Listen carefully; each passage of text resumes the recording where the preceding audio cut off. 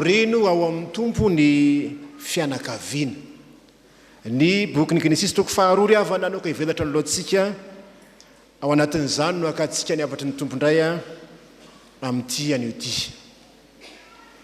Sarobidy loatra ry havana zany atao hoe fiainam-pianakaviana zany. Sarobidy loatra zany hoe taranaka zany, ary ny fahitana fianakaviana mikorontana, fianakaviana samy maka ho azy, fianakaviana mitady ho potika eo anoloan'ny teknôlôjia maro samihafa toy ny tambazotra serasera sy ny sisa, dia tsy maintsy mihevitra ny fiangonana ny ampiorina tsara indray zany fianakaviana zany, verina amin'izay narin'Andriamanitra azy. Zany mahatonga nefitsika hoe mampijoro ny antsoina hoe komity ny fiainam-pianakaviana ohatra, na ny herinandro ny fianakaviana izay fanao amin'ny volana febroary moa zany. Amin'ity volana ity ary sika dia iresaka ny amin'ny atao hoe fianakaviana. Matoa orina ny fianakaviana dia mitady hitsingilaila zay, tsy mitoetra tsara. Ahoana hoy ny soratra masina momba zany fiainam-pianakaviana zany? Mba ho tsara fototra, anana fiainana tsara sy mirindrana ny fianakaviana. Ary zany ny tanjon'Andriamanitra amin'izany famoronana ny fianakaviana zany. Resahan'ny boky ny Genesis ry havana ny famoronana ny olombelona manomboka amin'ny olona anankiray zany dia makeo amin'ny atao hoe mpivady ary maka amin'ny ankonana. Ary ny Genesis toko faharoa eto dia mampiariary ny fanambadiana izay iandohan'ny fianakaviana izay Andriamanitra no namorona azy. Tena asan'Andriamanitra madidy io ry havana ny nandamina sy nandrindra ny fiainan'ny olombelona hatrany am-piandohana. Hitantsika eo amin'ny andininy fahavalambinifolo ry havana, vakitsika miaraka io teny io fahaitsika tsenjery zany andininy fahavalambinifolo manao hoe Jehovah'Andriamanitra nanao hoe tsy tsara raha irery raha lehilahy dia anaovako vady sahaza ho azy izy. Ny ny fianakaviana dia manomboka any amin'ny fanambadiana. Tsy misy fianakaviana tokony iorina raha tsy manomboka amin'izany fanambadiana kristianina zany araka ny soratra masina. Andery havana andray lohevitsika manao hoe Andriamanitra dia mandamina ny fiainam-pianakaviana ka manomana ny olona ho amin'ny fanambadiana. Manomana ny olona ho amin'ny fanambadiana. Resaka fianakaviana ny resaka eto fanambadiana zany ny fiatombohan'izany. Mila fiomanana ny fanambadiana. Raha namorona ny olombelona Andriamanitra dia tsy avy hatrany dia mpivady akory no hitantsika eto, fa noforon'Andriamanitra aloha ny lehilahy. Dia hitan'Andriamanitra fa tsy tsara raha irery raha lehilahy. Raha ny tena dika modiny hoe tsy tsara raha irery ny olona. Ny olombelona mihitsy zany tsy tsara raha irery, fa resahany manokana ny Adama moa ny resahany eto hoe ny lehilahy eto. Zany hoe tsy ny foronina avy hatrany ny vehivavy mba tsapan'ny lehilahy, fa mila namana izy, tsy mahavita teny izy, mila mpanampy izy. Miavaka mantsy raha vana malala sika olombelona, manana ny maizy azy sika no arian'Andriamanitra mba hiarahamonina isika. Ka ny fiarahamonina ny mpivady, zay ny fiarahamonina voalohany hitantsika ny tantaran'ny fahariana ao amin'ny Genesis. Jerevo tsara fa nanana zay nylainy rehetra i Adama atao amin'ny sa Edeny na zaridainan'ny Edena ho sika. Nanana ny ampy izy, ny sakafo sy ny asa sy ny sisa, kanefa tsy feny ny fiainany. Andriamanitra mihitsy mahatsapa, tsy tonga lafatra ny fiainany, ka dia no isairan'Andriamanitra izy nanamboarany vady sahaza ho azy. Jehovah'Andriamanitra nanao hoe tsy tsara raha irery raha lehilahy. eo amin'ny fanomanana fanambadiana ry havana malala dia tsarovy fa Jehova ihany, Andriamanitra ihany no mahay izany. Tsy mahay izany sika, tsy mahita vady Adamo fa nomena izy, omena vady saza na mpanampy tandrify. Tandremo fa raha mikiry biby tady vady dia sao dia mifanena amin'ny rajako any. Zay mahazy nge le tantara le tady mahita rajako any, na rajako lahy io na rajako vavy na rajako mbazaha io izy ety. Zay va inona re tiry lanitra fa ny fanambadiana rehefa dinina eto zao ny hoe nampandalovon'Andriamanitra teo amin'ny Adama avokoa ny biby rehetra dia nijery Adama, tsy hita zay vady saza ho azy. Raha masy maha-olombelona no hijerevana ny vady saza tsy mahita, biby no hitanao ihany, rajako no hitanao any, babakoto no hitanao any. Fa Andriamanitra no tsy maintsy miasa, Andriamanitra no sahirana. Fanomezan'Andriamanitra io zany, fanomezan'Andriamanitra ny vady, fa tsy misy eto asan'olombelona. Rehefa Andriamanitra no manome ny vady dia manome ny vady sahaza izy, mpanampy tandrifiny hoy ny dikateny. Ary rehefa Andriamanitra no manome vady sahaza na mpanampy tandrify dia misy fiarahamonina milamina sy mahafinaritra zany. Zany ny tanjon'Andriamanitra. Zao anefa ny tsarovy, lehilahy no omen'Andriamanitra vady sahaza eto manaitra ny saintsika ankizy tanora, tsy zaza tsy ampitoana akory zany atao hoe lehilahy zany hoy ny Andinin-Tsoratra ary tsy efa Andriamanitra na nitondrandra lehilahy ka namponina azy tao amin'ny sahedena hiasa sy hitandrina azy. Ary tsy efa Andriamanitra nandidina lehilahy ka nanao hoe ny azo rehetra eo amin'ny vonisady azo inanana sy ny sisa. Ny fanomanan'Andriamanitra ny fanambadiana dia nisy dinana tao aloha. Lehilahy zay napetrany tao amin'ny sahedena, aninona moa izy tao? Hiasa. Lehilahy miasa zany resahana eto fa tsy tovolahy kely vao 12 taona dia hoe hanambady tovavy kely vao 7 taona dia hoe hanambady lehilahy ny resahana eto, niasa izy, manana antonasa mazava tsara izy zany, nitandrina ny sa olona tompona andraikitra zany. Lehilahy tompona andraikitra fa tsy lehilahy mialangalana mandosy radidy, tsy zany no lehilahy zay omena vady sahaza. Fa lehilahy voalaza tokoa ny hoe lehilahy zay nitenenan'Andriamanitra, lehilahy miaino an'Andriamanitra, lehilahy matahotra an'Andriamanitra ka afaka hitarika tsara ny ankonany. Zany no men'Andriamanitra vady sahaza eto, zany ny lehilahy.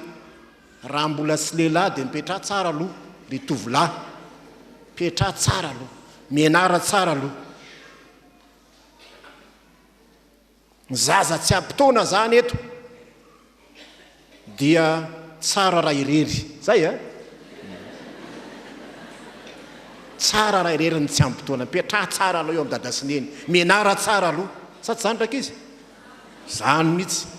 Ry tovavy mipetra tsara aloha rehefa tsy ampitoana, aza maimaika aho amin'izany. Ny olona efa matotra, vehivavy na lehilahy efa matotra, tompona andraikitra no men'Andriamanitra vady sahaza eto, aza maika hiditra amin'izany. Za moa tsy teny hoe leo ihany nareo, rehefa tonga dia tsy afaka mialo otsony, tsy mahazo leo raha toy rehefa ao moa. Sao dia hoe naninona re ty dada sy neny, alao vody mandrasa tandana raha mbola kely, aza maika hanorona fianakaviana, aza maika hivady tady vady saza hoe sao dia tara vady tsy ry havana. Fanomezan'Andriamanitra zany, mbola tsy mety aminao tsy manana asy zany, mbola tsy mety aminao mbola tsy matotro zany, mbola tsy mety aminao tsy resy lahatra ny ten'Andriamanitra zany. Ankina amin'Andriamanitra ary no avinao, fa manomana anao amin'ny fanambadian'Andriamanitra.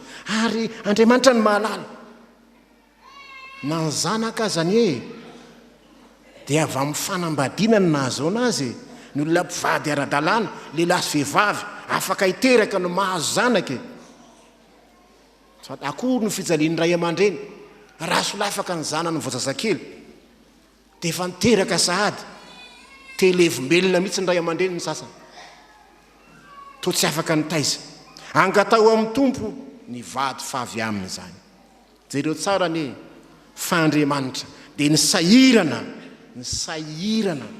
vao nahazy vady ho any Adama tahaka ny hoe napatoriny izy dia nasiana ino ty izy anesthésie générale moa zany zay mihitsy le izy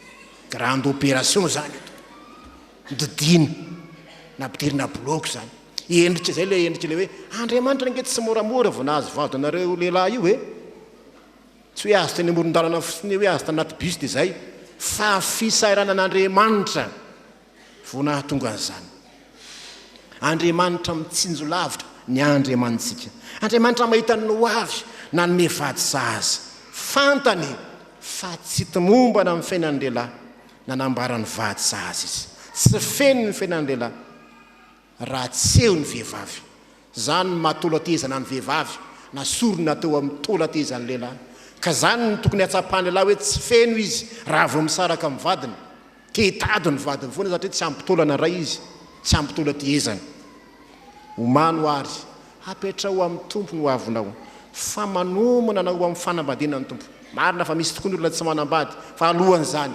manomana anao ny tompo miteny aminao ny tompo mba hahatonga anao io manatsara amin'izany fanambadiana zany fa mifaharoa havana Andriamanitra dia manomana mandamina amin'ny fiainam-pianakaviana ka ny manome toro lalana hiatrehana ny fiaina tokantrano manome toro lalana izy eto manomboka eo amin'ny 2:4 vakitsika indray 2:4 ry havana 2:4 voalaza manao hoe ary noho izany ny lehilahy dia andao ny reny sy ny reniny ka hitsambana amin'ny vadiny dia ho noho firaiany ireo noho izany ny lehilahy dia andao ny reny sy ny reniny ka hitsambana amin'ny vadiny toro lalana dinidinika hainy zay rehetra manao dinika mary azy zany hoe rehefa manambady dia mandao ray sy reny tsy tatanana intsony zany no takininy atao hoe fanambadiany miala ho amin'ny ray aman-dreny ka mitoetra any amin'ny vady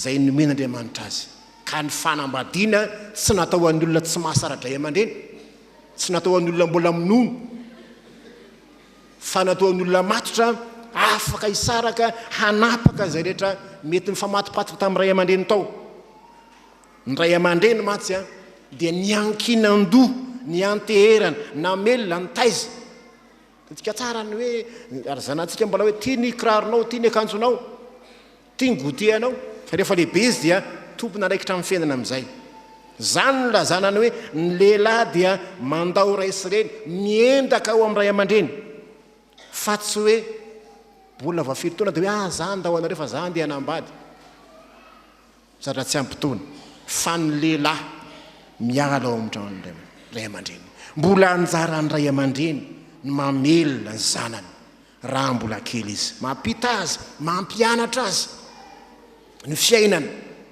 indrindra ny fiainatokantrano ampianarina omanina satria tsarovitara ry havana fa milohan'Andriamanitra ny fanarina zanaka ny tsy famelomana zanaka fanaovana tsy rambina amin'ny fitezana ny zanaka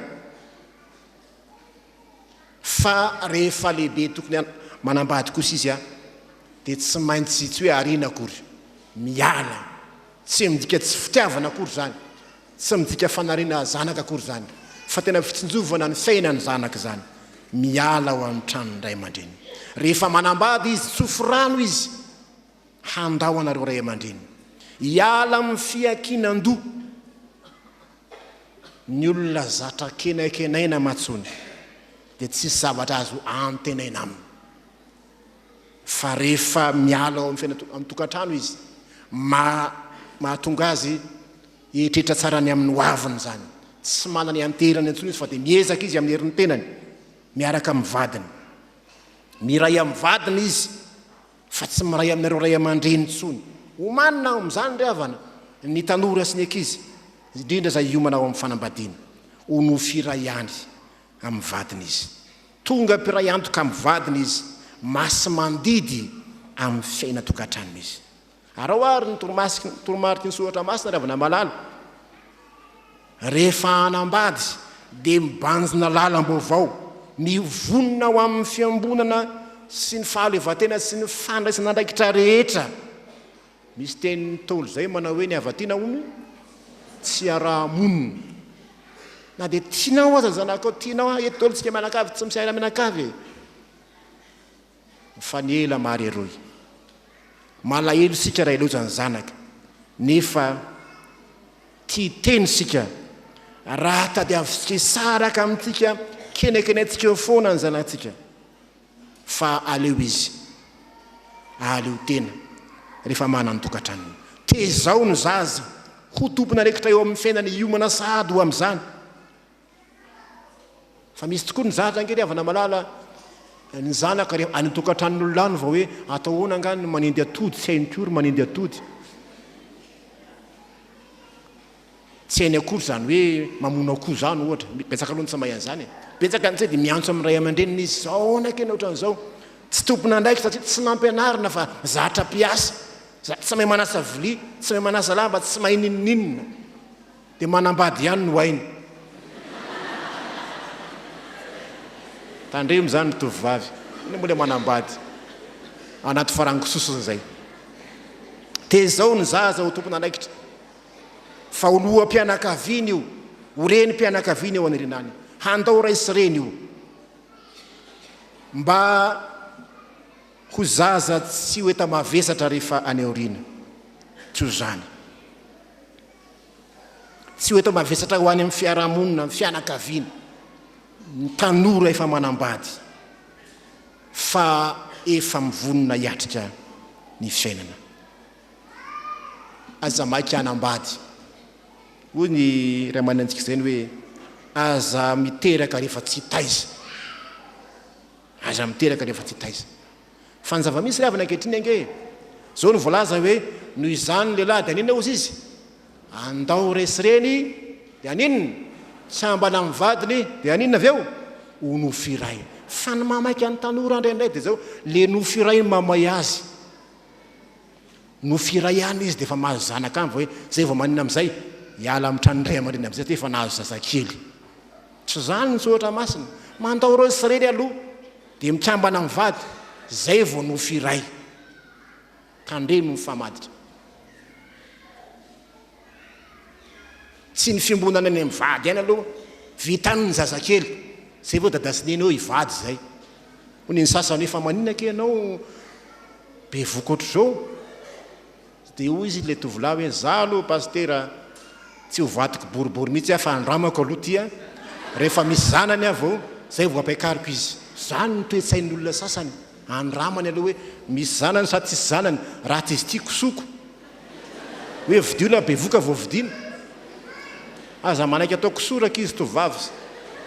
Hoe andrandraman'ny tovolahy any nareo. Mandao resy reny, tsy ambana amin'ny vady, ho nofy iray. Ravana rehetra amin'ny tompo, zany ny fianakaviana. Ny olona ao anatin'ny tokantrano zany ravana.